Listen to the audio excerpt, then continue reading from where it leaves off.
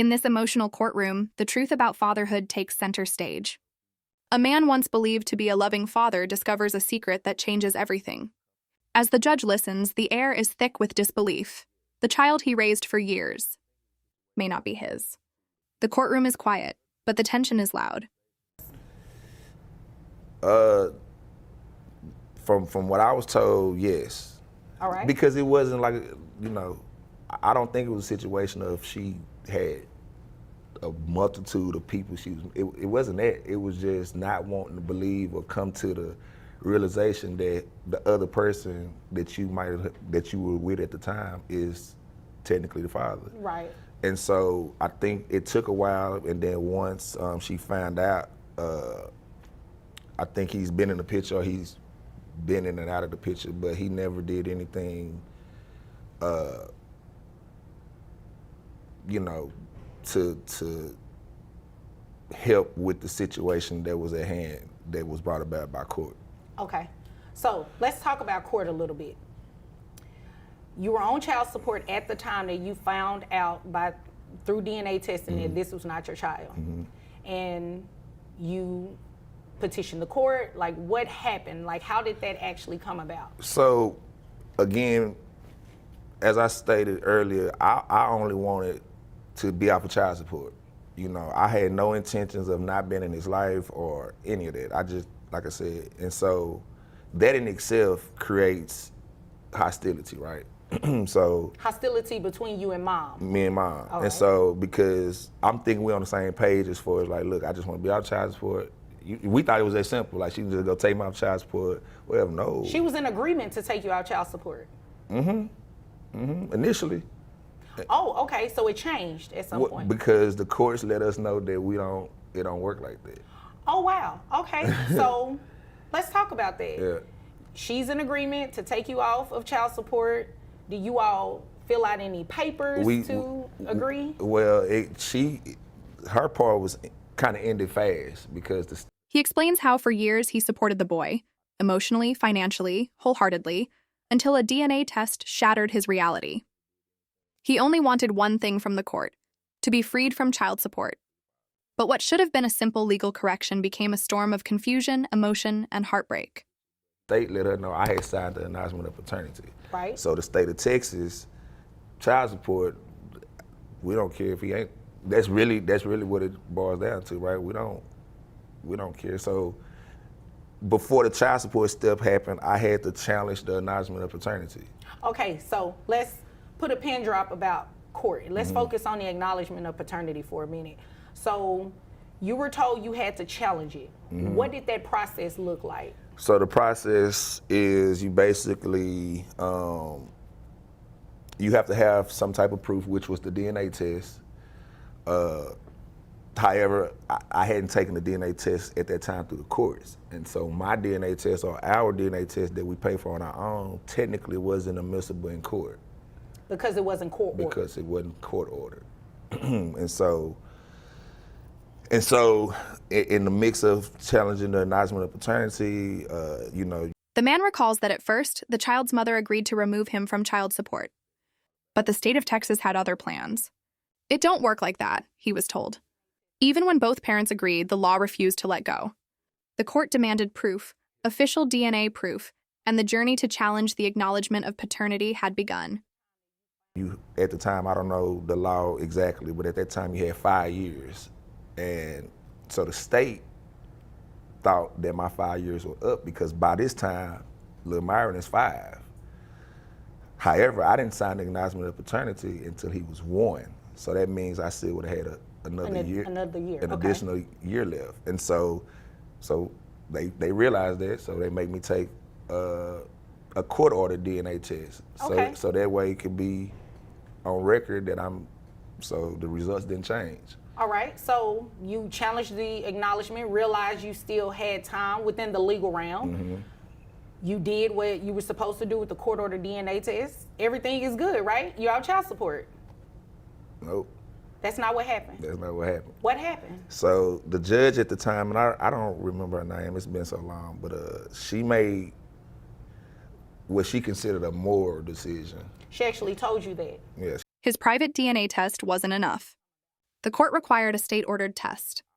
Time was running out. The law allowed only 5 years to dispute paternity. But he caught a break. He'd signed the acknowledgement when the child was 1, not at birth, giving him 1 final year to fight back. The new DNA results confirmed it. He was not the father. She said it. Like, her decision was that because I had been in his life and no one else was coming in the courtroom basically saying that they was the father, that she felt like that I was morally responsible, pretty much. I don't know her exact words verbatim, but it was around the realms of until she had somebody come in the courtroom to say that they was the father, that I was legally still gonna be responsible.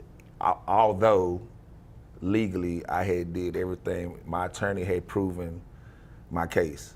Wow. And so he was about, I wanna say this was around 2000, this was at the end of 2009. And so what she did was I think it's the word that's used, abate. She abated my child support. So people have to understand, you have child support and you have medical support. Right. And so they the same thing, but they totally different. Like, you owe this in child support, medical support. But even with proof, the court refused to release him. The judge called it a moral decision. Her reasoning? He'd been the only father figure in the child's life, and no one else had stepped forward. In her eyes, that made him morally responsible.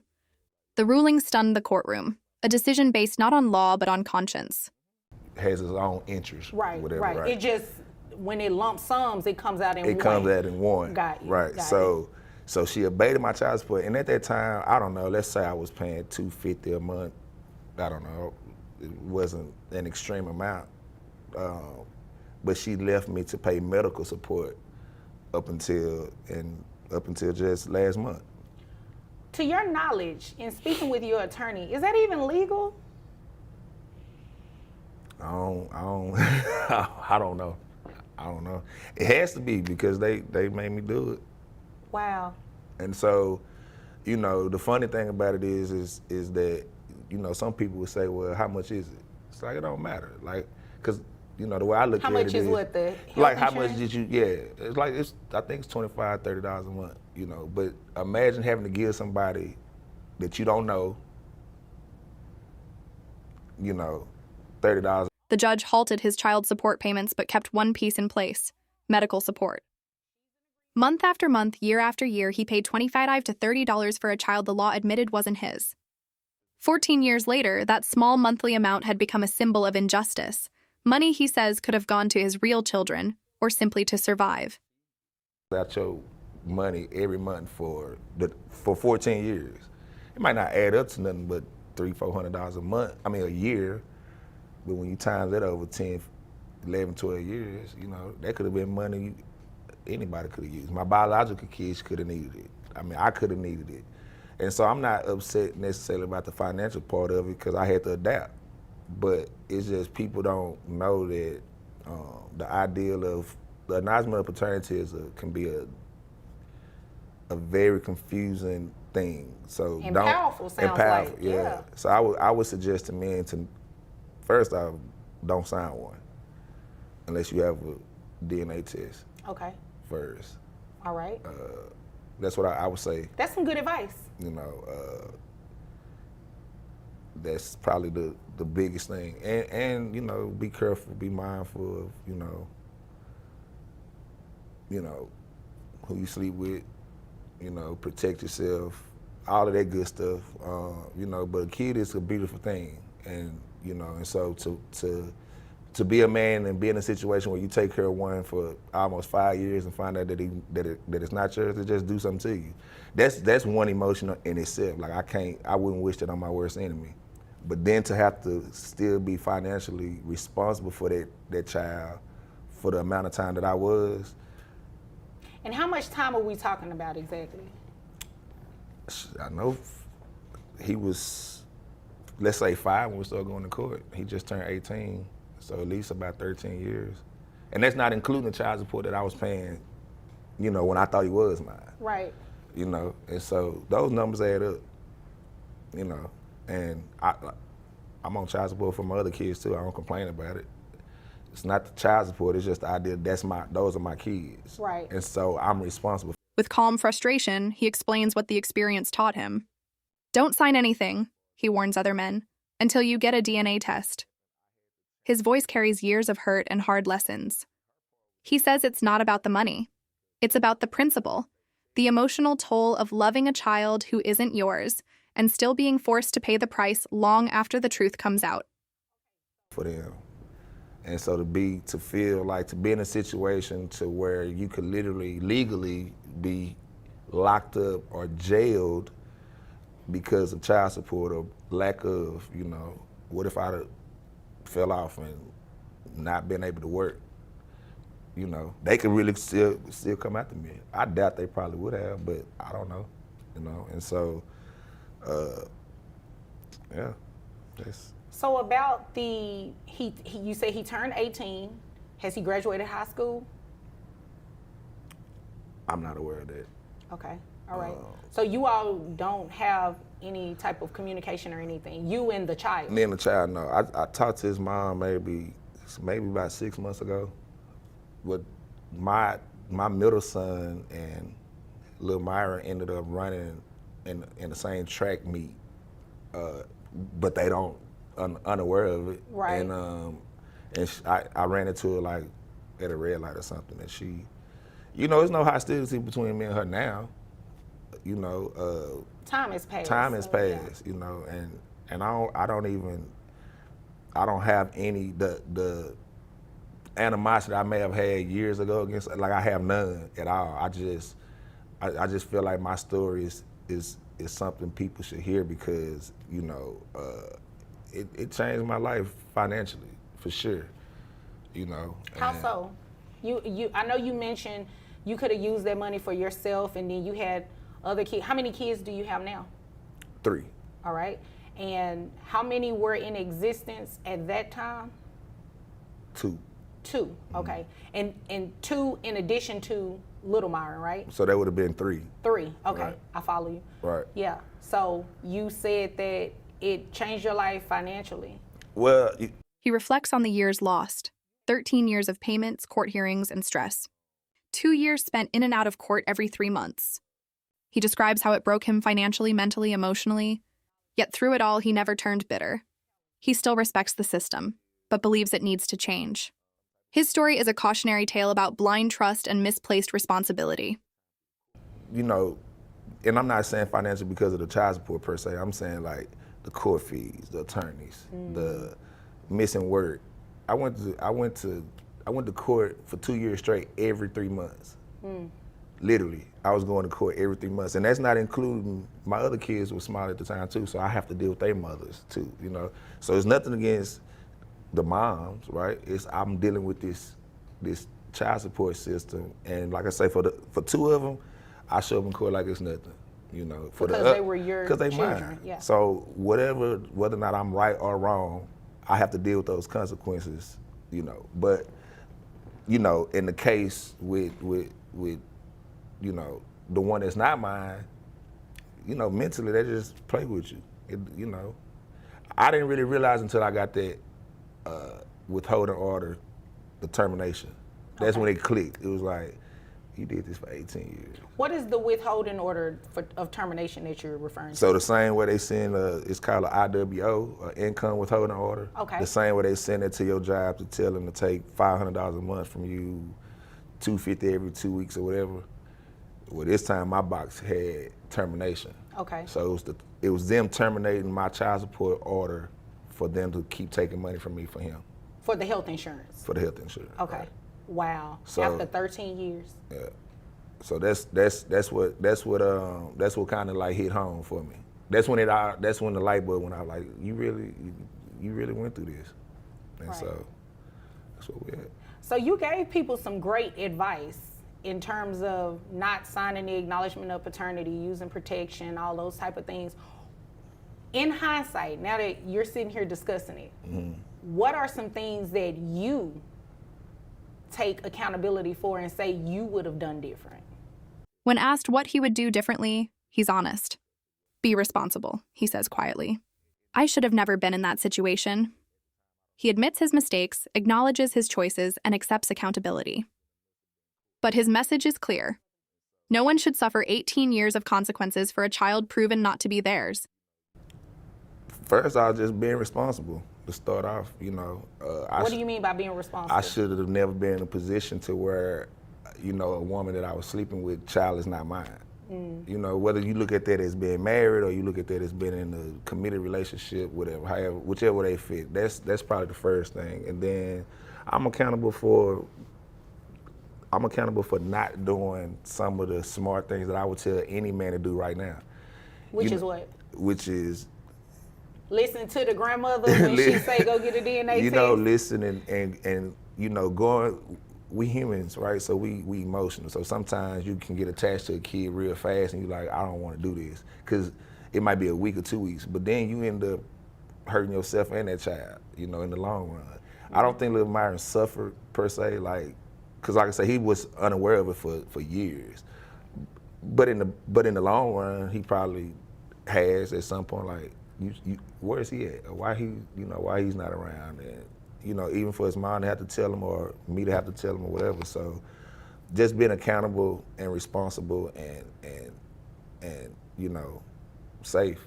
Like I say, that's the biggest thing, because when you're not responsible, you do stuff like have unprotected sex, or you have many women, many different partners, and you're not, protecting yourself, and so you end up with the possibility of a child not being yours because you don't know what this other woman is doing, but you're doing it too. You know what I mean? So like I said, I don't bash women at all for those kind of situations, because I don't think in my situation that it was like that, like she was trying to set me up for it. I don't think it was that, even though some cases they'll do it. I don't care. I think it's yours. I think it's yours. I think it's yours. But my case wasn't like that. Right.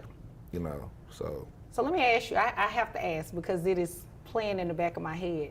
Did you go back to your grandmother and family members and apologize to them, or to tell them you were right, or anything like that? I have. I didn't really. Yeah, I have, because it's really funny because I got a lot of I told you so's. And not like demeaning way. Okay. It's just like I knew it, but they head of yours, whatever it is, So I have. So it turned out to be better than what it started off. I should say that. That's good. Yeah. Emotionally today, how are you? I'm good. So, yeah, I'm good. Do you think at some time has softened old wounds? He no longer holds anger toward the child's mother. He's even run into her since their brief exchange at a red light ended with a simple hello. He admits to checking the boy's social media just to see how he's grown. The boy he once raised is now 18, strong, healthy, and thriving. And that, he says, brings peace. Point, if Lil Myron were open to having a dialogue with you, do you think you would be open to do that? Mm-hmm. Mm-hmm. Would you like to do that? I leave that up to God. If they cross, I will. I used to tell her that though. I used to be like, if he ever get of age and he want to talk to me, I'm gonna be honest with him, and not to bash her. Not to bash her at all. Right. Just to give some clarity as to why I wasn't around no more, or So yeah, if that happens, hey, I'm all for it. I'm not necessarily looking for it, but because it could be uncomfortable. And I didn't ask you when you mentioned it. You said you saw her at a red light. Did you, yeah. The two of you exchange words, or did you just look at each other? No, we did. Actually, she was kind of like behind me, and I had my windows down, and she said, "Big Myron." She the only person that called me that. Mm-hmm. And so when I turned around, I was like, hey, Then I asked about him, of course, because he was 17 at the time. I actually went on his his Instagram, and looked at some pictures of him and his TikTok page, and so I scrolled through and looked at him. He's a handsome little dude, so. He turned out all right. Yeah, he did. Yeah. Yeah. Well, in the end, that's the good thing, right? Yeah, it is. That is the good thing.